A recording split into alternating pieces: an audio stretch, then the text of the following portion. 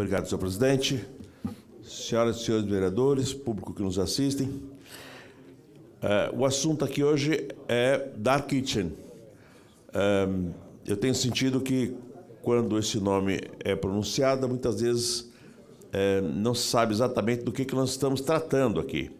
Essa é uma atividade nova, é uma atividade que surgiu nesse período da pandemia para cá, mas é uma atividade que vem crescendo muito em todo o planeta. Não acontece só no Brasil, pelo contrário. Uma grande parte dos países do mundo inteiro tem enfrentado o mesmo problema que a cidade de São Paulo está enfrentando. Legislar sobre este assunto. Dark Kitchen significa a cozinha fantasma. Nós estamos tratando aqui, portanto, de um imóvel que tem um número de cozinhas e que trabalham especificamente no manejo, na preparação do alimento. Portanto, não tem cadeira, não tem mesa, não tem garçom servindo. Não é essa atividade. Essa atividade é do restaurante. Portanto, nós estamos falando apenas de cozinha. Por isso o nome Cozinha Fantasma. E esse trabalho, ele produz o alimento para que chegue até a casa do consumidor ou que chegue até restaurantes. Por que restaurantes? Porque restaurantes também são os clientes de Dark Kitchen. Por que não? O foco do restaurante é servir bem a alimentação, atender bem o cliente, e não necessariamente ele tem que ter a cozinha dentro do seu ambiente. Isso aconteceu, por exemplo, na rede hospitalar. Na rede hospitalar, nós tínhamos um serviço de nutrição onde um andar inteiro do prédio era ocupado pelas cozinhas hospitalares, com nutricionistas e com equipamentos de toda tecnologia de ponta para produzir o melhor alimento possível, sem risco nenhum e com a qualidade que chegasse ao mesmo tempo no horário que o médico prescreve, aquecida e com sabor de qualidade dentro dos hospitais. Hoje, poucos hospitais têm as suas cozinhas dentro do próprio prédio hospitalar. Ou seja, as cozinhas que produzem esses alimentos estão bem longe e chegam prontas e preparadas em carros térmicos e é distribuída para cada um dos seus pacientes. Aqui a Dark Kitchen é este conceito, a cozinha fantasma. Quando nós nos deparamos com essa situação, as edificações tinham 20, 30 cozinhas dentro do mesmo ambiente. E surge na cidade de São Paulo um grande problema. De um lado, o desenvolvimento de uma atividade econômica que gera emprego, que gera renda, que movimenta a economia.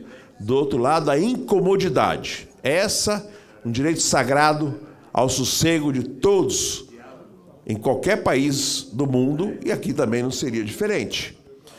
Então, de um lado, a atividade econômica, do outro lado, a incomodidade. E é aqui que entra o papel do legislador, tentar não desaparecer, não impedir, não atrapalhar a atividade econômica, mas também criar regras claras para que elas funcionando não levem à incomodidade. O projeto de lei que nós recebemos recebe um substitutivo construído aqui na casa, pela liderança do governo, pela Comissão de Política Urbana, pela participação de todos os vereadores da casa. Veja que só nesse projeto tem 34 emendas para que possa tratar do mesmo assunto, tentando apresentar sugestões. Mas nós temos que entender que as audiências públicas que tivemos até agora traz um desconforto muito grande da sociedade e manifesta em cada um desses momentos em que aqui estivemos, tanto presencialmente quanto virtualmente. As pessoas se manifestando contrária ao ruído, à incomodidade do movimento das motos em frente às suas casas, a fumaça, o cheiro, enfim, tudo isso é incomodidade e está previsto na legislação que nós temos aqui. A incomodidade são quadros, ela é tratada em quadros específicos da lei de zoneamento com muito rigor. Esse substitutivo considera, então, a cumulatividade desta operação conjunta das cozinhas. Essas cozinhas que muitas vezes são tratadas como cozinhas industriais. E, na verdade, cozinhas industriais seriam aquelas que utilizariam equipamentos industriais para alimentação. E não é o caso da quase totalidade. Pelo contrário, é simplesmente a cozinha. E aqui nós tratamos em cumulatividades. Estamos tratando de cumulatividade da atividade de cozinha dentro de um mesmo terreno. Um serviço de entrega que é feito quase que 100% da forma de delivery por com motociclistas, utilizando a figura do motoboy. O impacto no entorno trata também dos parâmetros de incomodidade e critério para elaboração do projeto, ou seja, buscar critério técnico que possa nortear esse projeto. E aqui vem um reforço muito grande da importância de uma normativa, a NBR 14518, que trata do sistema de ventilação de cozinhas profissionais, tendo como dois objetos, a exaustão e a insuflação, a parte mais importante dessa NBR. O sistema de exaustão vai fazer a captação desses vapores, gordura e poluente, para que possa despoluir esse ambiente, e o sistema de insuflação, a função de reposição de um ar limpo nesse ambiente. O fato é que a atividade principal da Dark Kitchen entrou numa subcategoria de uso chamado INDE, que está na nossa lei de zoneamento. INDE 1B-1. O que significa isso? É um uso em que permite, portanto, nesse texto, de 3 até 20 cozinhas, com até 1.000 metros quadrados de área construída. Esse é o primeiro momento do texto. Para áreas maiores de 1.000 metros quadrados de área construída ou mais de 20 cozinhas, o INDE é 2-1. Então, seria INDE 2-1. São com mais de 1.000 metros e com mais de 20 cozinhas. Aqui está o grande problema e a grande discussão de todos. Entende que esse número não é o número ideal, mas num primeiro momento, aqui tratado como substitutivo, vai se levar ao plenário, vai se trazer aqui nesse plenário a proposta desta primeira movimentação do projeto, para que a gente possa encontrar um ponto de equilíbrio entre a atividade econômica e a incomodidade. Então é um ponto de partida, nós estamos muito longe de chegar ao fim. Nós estamos começando a escrever essa história. Nós estamos bem longe do fim. Com a evolução do projeto, nós encontramos texto capaz de alterar a atividade principal, portanto, e desenquadrá-la da atividade considerada de baixo risco que está previsto na lei de zoneamento.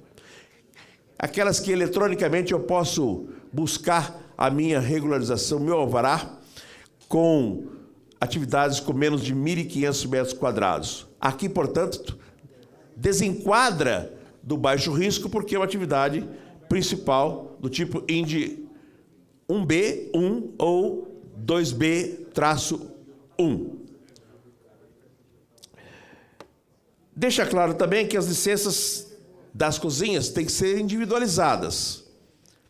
Isso respeita e se exige o mesmo respeito que qualquer cozinha de restaurante. A fiscalização e acompanhamento da vigilância sanitária, tudo aquilo que é tratado numa cozinha de restaurante. Para poder tratar esse projeto, nós tivemos que buscar aquilo que nós temos como os marcos legais da cidade. E um deles, o mais importante, é a Lei de Parcelamento, Uso e Ocupação do Solo.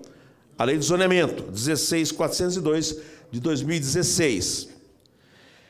No seu quadro 4B, tem bem claro, principalmente, os parâmetros de incomodidade, que são os limites de produção de ruído gerado no desenvolvimento da atividade das motocicletas e dos entregadores, inclusive externamente ao passeio e nas vias públicas.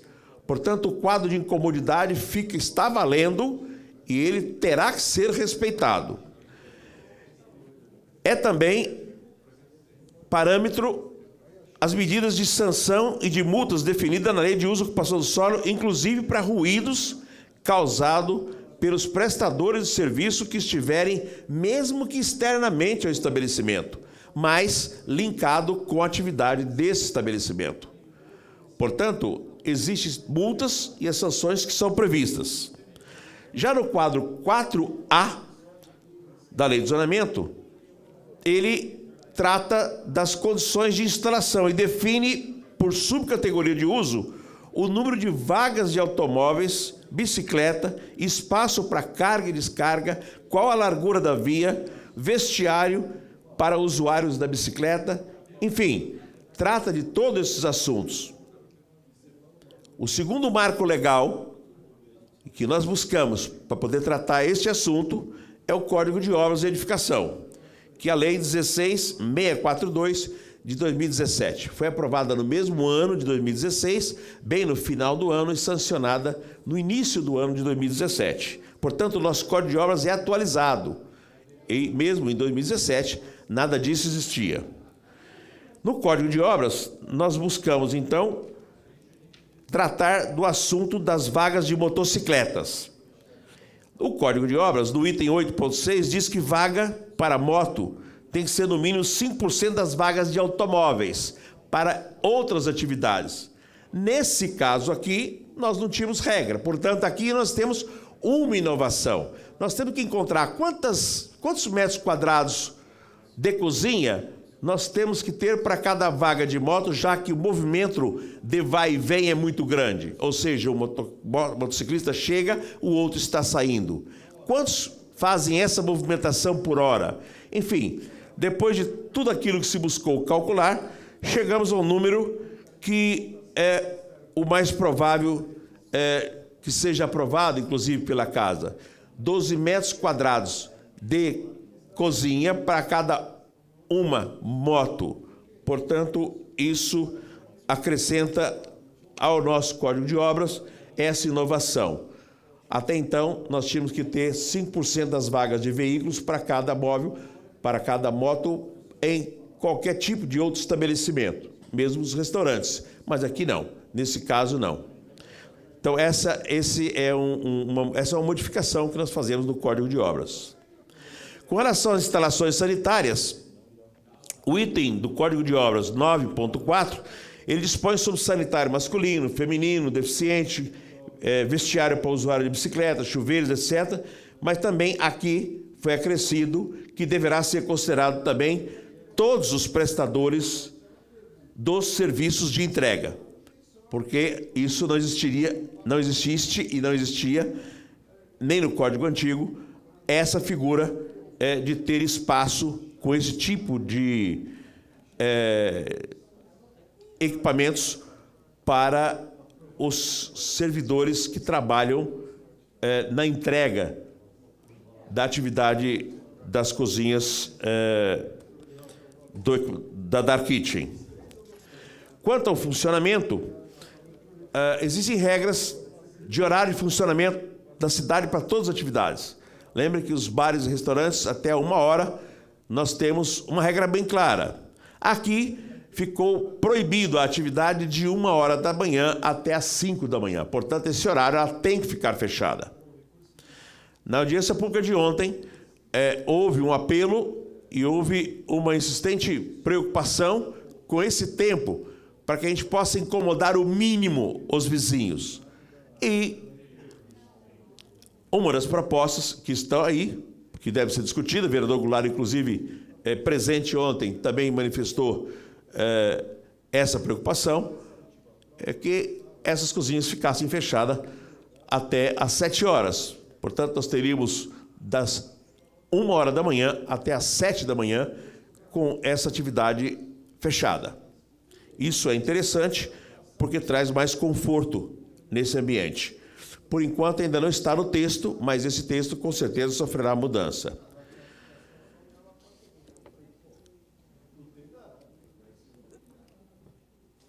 Aqui ficou uma situação que, se o equipamento de Dark Kitchen tiver isolamento acústico, ele pode funcionar nesse período onde é proibido funcionar, desde que ele tenha isolamento acústico. é que essas atividades com isolamento acústico muitas vezes ficam tão caras que é preferível para o proprietário da Dark Kitchen mantê-lo fechado do que fazer um investimento tão grande em isolamento acústico. Nós sabemos que esse isolamento acústico ele não é barato. Com relação à previsão da área interna do estabelecimento, essa é uma outra situação que ficou bem clara. É preciso de acomodar as motocicletas dentro da área interna do lote onde está o equipamento. O que aconteceu até agora e gerou tamanho desconforto na cidade foi que uma grande parte desses equipamentos não tem área para acomodar internamente os motociclistas. Eles deixam as motos, muitas vezes ficam do lado de fora, fazem barulho, incomodam e incomoda a vizinhança e acaba gerando todo esse problema que nós temos convivido aqui e ouvido das pessoas que vêm aqui nas audiências públicas. Com relação ao passeio público dessas Dark Kitchen, ficou aqui assegurado vagas de estacionamento em via pública e calçada não poderão ser utilizadas para espera pelos prestadores de serviço, para o desenvolvimento da atividade de carga e descarga, para acomodação de bicicleta ou motocicleta. Ou seja, o passeio público não pode ser extensão da atividade comercial. Nós não podemos permitir que no passeio público estacione van, carros, motocicletas ou bicicletas. O passeio público tem que estar livre, uma vez que ele é para essa finalidade. Nós não podemos permitir, e isso hoje acontece com muita frequência na Dark Kitchen, que está em funcionamento.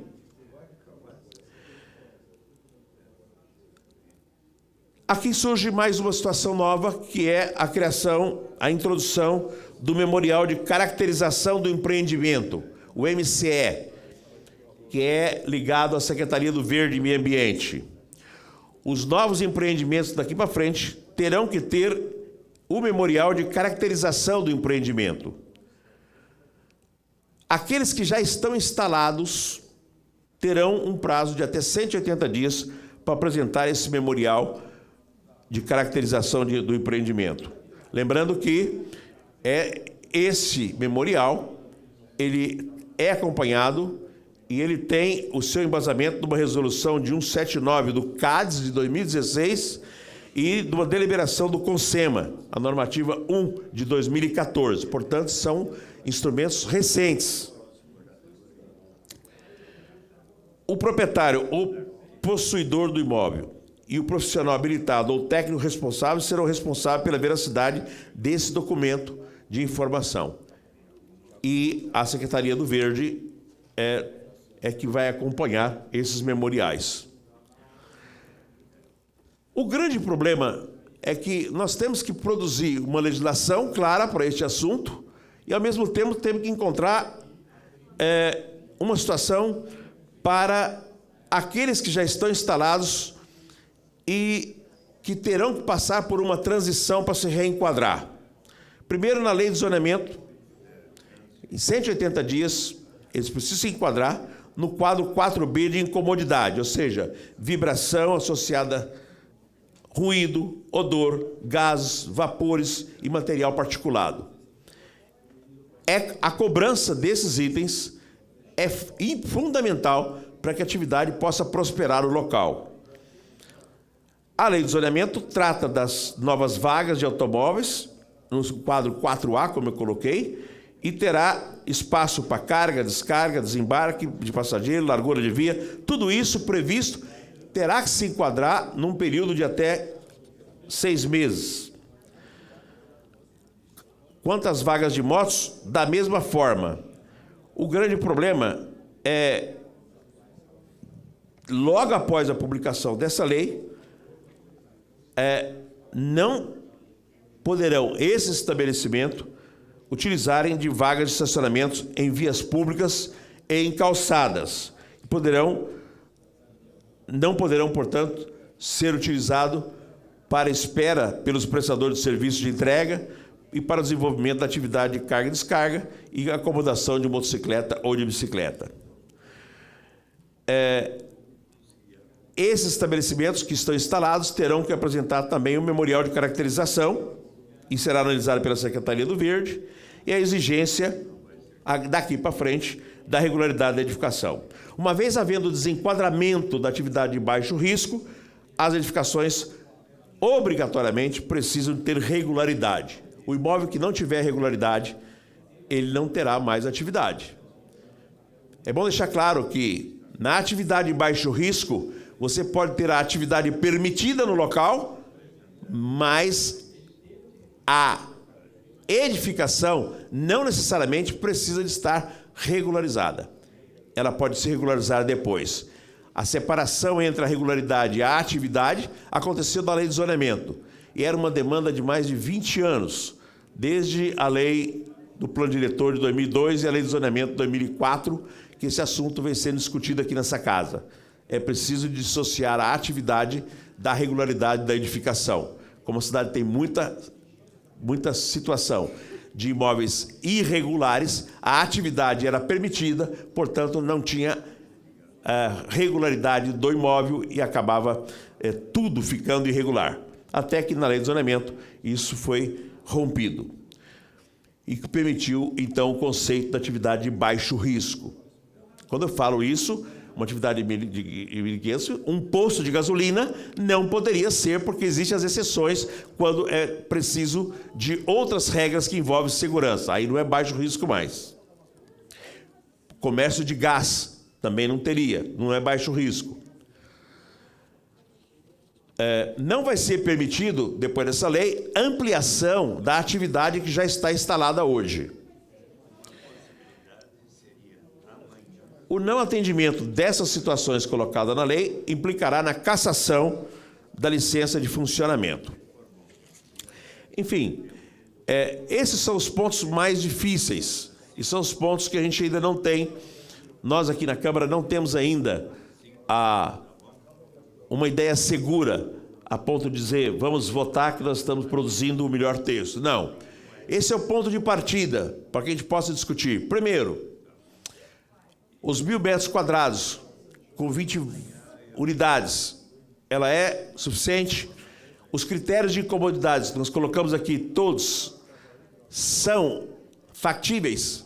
Eles vão realmente ser fiscalizado e cobrado do proprietário? Daí para frente, o enquadramento dessa atividade, e portanto saindo da atividade de baixo risco, regularizando as edificações, como ficarão essas cozinhas fantasmas, as dark kitchen, que já estão hoje funcionando, porque tiveram aprovada no vazio legal, mas produzidas regularmente. Não houve má fé, não é isso, mas nós não esperávamos nos deparar com essa situação a essa altura da modernização da legislação urbanística que nós temos produzido aqui na Câmara Municipal nos últimos 20 anos, em especial nos últimos anos. É uma situação bastante difícil, é quase um impasse, de um lado a atividade econômica, do outro lado a incomodidade. Aos proprietários e aqueles que vão investir nesse segmento, a Câmara não vai trabalhar no sentido de desconstruir, impedi-los de trabalhar. Aos motociclistas, fiquem tranquilos. Àqueles que moram perto, nós vamos fazer de tudo, todo o esforço possível. Nós não temos pressa de voltar, sabemos da angústia que está gerando aí perto de vocês, mas a Câmara está totalmente segura de que vai produzir o melhor texto para que a comodidade seja a mais possível, a mais próxima possível da incomodidade dos ambientes chamados residenciais. Lamentavelmente, a cidade de São Paulo tem apenas 2,5% do seu território estritamente residencial, onde as casas não podem ter mais do que 2 andares com 10 metros. Mas nós temos 21% da cidade, que é zona mista, onde a atividade principal é residencial e convive com a atividade comercial chamada zona mista, com mais 8% do território em zona de centralidade, que são as grandes avenidas comerciais, que nós temos prédios híbridos entre residencial e comercial, e essa atividade aqui pode ser incômoda em qualquer um desses ambientes. Vereador Fábio Riva. Primeiro, Vossa Excelência, a palavra. Muito obrigado, vereador Paulo Frange. Queria aqui primeiro externar aqui meus agradecimentos à Comissão de Política Urbana, Metropolitana e Meio Ambiente, que tem mostrado, né, toda a competência de todos os membros na discussão de um assunto da cidade de São Paulo. Vossa Excelência tem colocado com muita propriedade essa busca desse equilíbrio entre a atividade econômica e o impacto desta atividade econômica na vizinhança. Eu queria aqui só fazer uma fala com referência ao artigo 6º, né, do substitutivo, que estabelece as normas, principalmente da dispersão ambiental da carga poluente, que era uma preocupação. Inclusive, nós colocamos no texto, né, principalmente quanto à descarga dos gases de exaustão, a altura, né, de 5 metros com relação ao topo de todas as construções, e tomadas de ar dentro de um raio de 25 metros a partir do centro do terminal de descarga e com uma cota de, no mínimo, 10 metros acima do solo. Né? A instalação dessa descarga de gases de exaustão, que trata desse artigo, também vai ser contabilizada no cálculo do gabarito de altura, né, da altura máxima da edificação nos termos do quadro 1, né, que está na lei do plano diretor, da lei de zoneamentos, desculpa. Então, eu vejo que nós tivemos um avanço, porque me causou uma certa estranheza, inclusive ontem na audiência pública, algumas falas, inclusive dos próprios vizinhos, que não tinham conhecimento desse artigo, com essa preocupação. Isso é uma vitória desta audiência pública, das audiências públicas, que, de uma forma ou de outra, conversa com a expectativa daquilo que vai ter de impacto na vizinhança. E também a preocupação, né, com essa dispersão desses gases, né, principalmente por conta dos edifícios que estão ao lado, né, por conta do cheiro, da gordura. Então, acho que esse é um avanço, e outros que nós estamos tendo. Então, a gente percebe que a cidade de São Paulo, muitas vezes, é essa locomotiva, inclusive que a atividade econômica acaba vindo, e eu vejo que o período da pandemia agravou essa questão, até por conta da grande maioria das pessoas ficarem em casa e se utilizarem do serviço, né, do delivery, o que, de uma forma ou de outra, fomentou. Então, acho que o senhor fez uma fala aqui da preocupação dos próprios motoboys, que hoje, né, é uma atividade, né, consagrada do ponto de vista de ganha-pão dessas famílias. Então, nós temos que ter esse equilíbrio. Então, eu queria parabenizar, minha fala é muito breve, eu sei que Vossa Excelência vai concluir a fala, mas agradecer por todo o empenho, né, o Executivo Municipal esteve sempre presente aqui, na pessoa do secretário Fabrício Cobra, muitas vezes com o secretário Marcos Gadelho, o próprio secretário Alexandre Modonese, ou se não o Alexandre Modonese, mas a secretária adjunta. Então, é essa construção, ouvindo, dialogando, mas não é uma matéria muito simples, né? Para problemas complexos não são soluções simples, nós precisamos aqui buscar esse equilíbrio. Então, Vossa Excelência, junto com o vereador Rodrigo Goulart, tem capitaneado aí, junto com o vereador Aurélio Nomura, a Silvia, o próprio André Santos, os membros da comissão, e a Casa reconhece isso. Eu queria fazer essa fala, fazendo esse reconhecimento. Muito obrigado. Eu agradeço, vereador Fábio Riva. Vossa Excelência tocou no ponto mais interessante dessa discussão e que realmente não foi, nem lembrei, e muitos esqueceram de falar. O vereador Goulart, quando tratou desse assunto pela primeira vez aqui, nós vimos com preocupação e depois vimos que era uma grande chave, quem sabe a chave. Porque se nós estamos exigindo na lei de que nós temos que ter uma chaminé 5 metros acima do topo do vizinho, na mesma altura, que está num raio de 25 metros, eu tenho facilidade de dispersar esses gases bem lá em cima. Bom, e se o vizinho, e é exatamente aquelas imagens que aparecem dos prédios e a Dark Kitchen do lado, se o vizinho estiver o prédio do lado com 40 metros de altura, e ele está com 2 andares de cozinha, vai dar 9, 10 metros, mais 5 de chaminé, ele teria que ficar 5 acima dos 40. O chaminé seria tão alto que a construção dele inviabiliza o prédio. Portanto, ele não compraria aquele terreno. Ou seja, para aqueles que ainda não entenderam esse artigo, ele desmotiva, afasta o investidor que quer colocar esse tipo de equipamento entre edificações verticais, residenciais principalmente. Então, nesses locais, a altura do chaminé e o tamanho do custo da obra, Vossa Excelência trouxe um assunto muito interessante. Não foi possível nem discutir na audiência pública, dado ao nível de tensão e ansiedade que o clima estava. Mas o vereador Goulart, quando lembrou desse assunto, ele na verdade, ele é muito importante. Se o senhor me permitir, eu quero Sim. contar uma experiência própria. Nos anos 90, eu fui proprietário de uma pizzaria. E quando você tem a pizzaria, você tem a chaminé. E em determinados momentos, por conta do vento, né, eu tive um vizinho que sempre reclamava. Eu precisei fazer um investimento grande para subir a altura dessa chaminé acima do telhado dele, para que a própria fumaça dispersasse, mas não entrasse na janela dele. Então, são coisas que são adequações que eu fiz na ocasião, na década de 90, já respeitando o direito da vizinhança.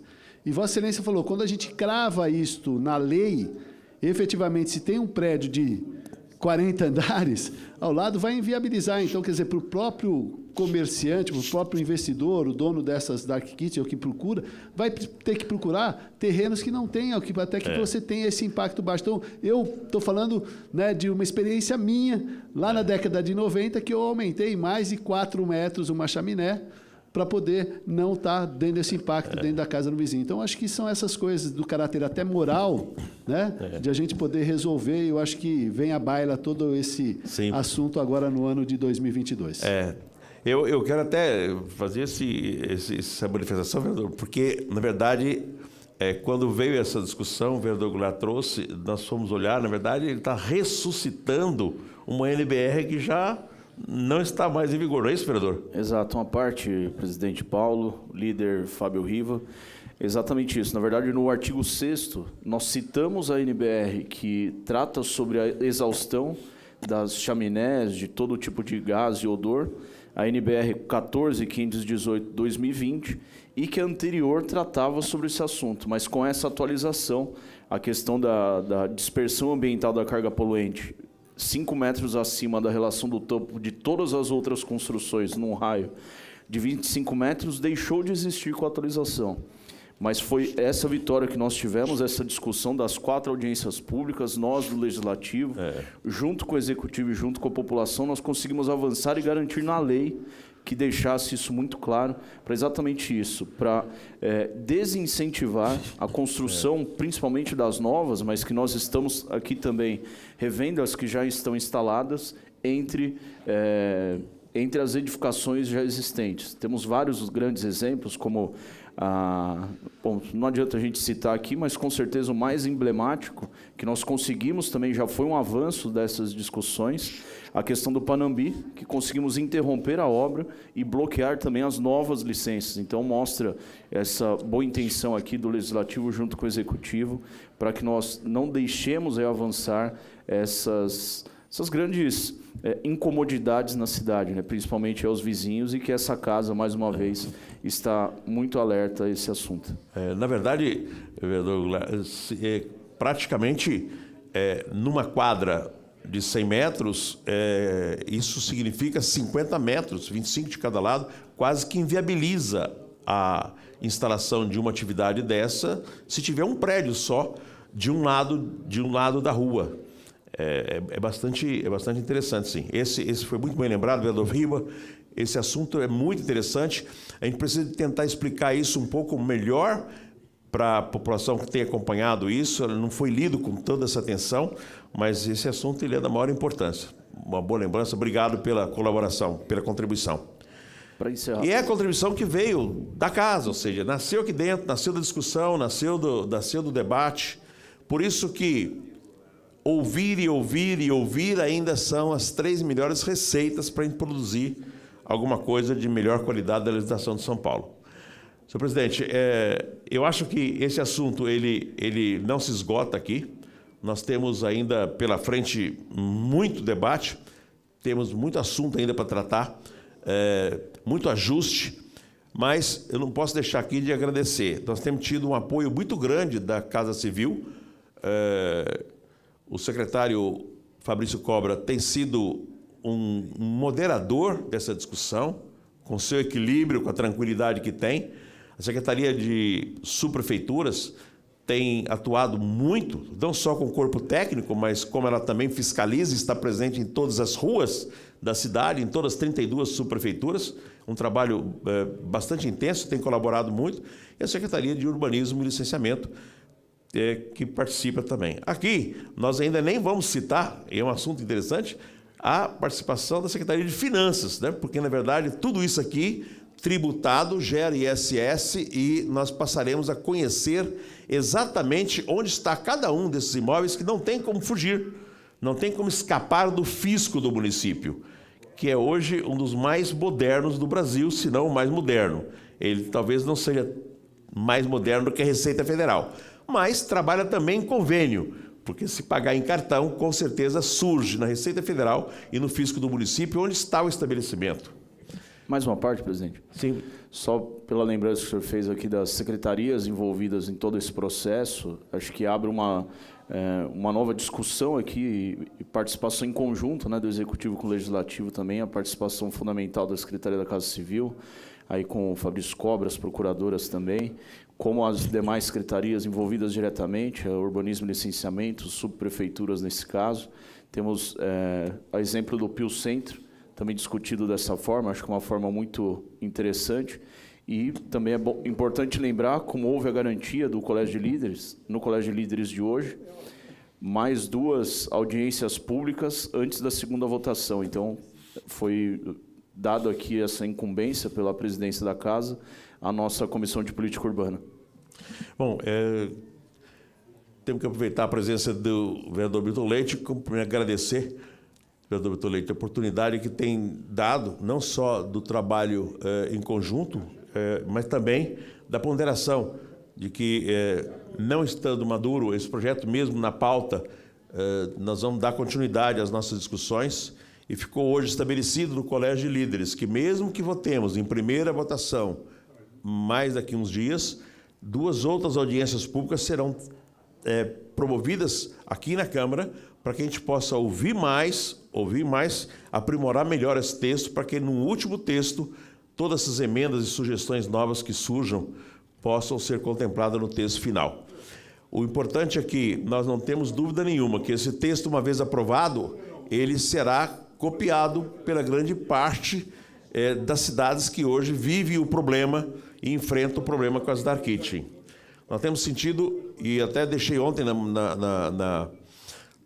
aqui na audiência pública, imprensa de fora do Brasil buscando informação do projeto e em que estágio que está e o que será votado. Ou seja, não é só São Paulo que está convivendo com esse drama. Outras cidades de outros países grandes vivem dessa forma. Algumas impediram completamente a atividade. Não sei se esse é o melhor instrumento, mas o fato é que hoje, na cultura que nós temos aqui no Brasil, essa atividade ela acaba sendo importante, até mesmo da forma como comecei. Essas cozinhas, elas muitas vezes são a fonte de produção de alimentos para outros restaurantes que optaram por não ter a cozinha no ambiente do seu salão, onde ele trabalha mais focado no planejamento e no atendimento ao cliente do que propriamente na produção daquilo que está sendo comprado naquele momento. Senhor presidente, eu acho que, da minha parte, não tenho mais nada a acrescentar. Eu agradeço a oportunidade da fala e do tempo que me foi concedido aqui fora do meu tempo de fala também. Muito obrigado, presidente.